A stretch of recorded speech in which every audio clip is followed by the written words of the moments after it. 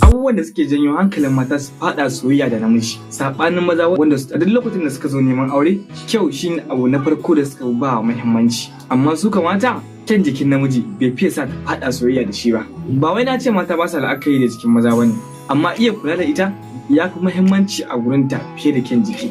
Kamar yadda masana psychology suka ce sun fi son mazaje wanda suke da karfin iya ba su kariya, wanda ya haɗa da mazaje masu dukiya, karfin hali ko zarra, kuma wanda suke da karfin gwiwa iya musu magana ba tare da fargaba ba. Don haka abin da wannan binciken yake nunawa, mata sun fi mai da hankali akan matsayin da mutum yake shi a cikin al'umma, karfin dukiyar shi ko kuma akwai yiwuwar zai iya yin arziki wata rana. Wannan shine abin da mata suka fi dubawa. Kyan jikin namiji bai fiye sa mace ta fada soyayya da shi ba, a maimakon haka iya ba da kariya da kuma iya ce da ita da 'ya'yanta ya fi muhimmanci a gare ta fiye da kyan jiki da fuska. Amma duk da haka a wasu lokutan matan suna iya la'akari da jikin mutum da ma wasu alamun karfin iko da arziki da kuma kula da iyalan shi.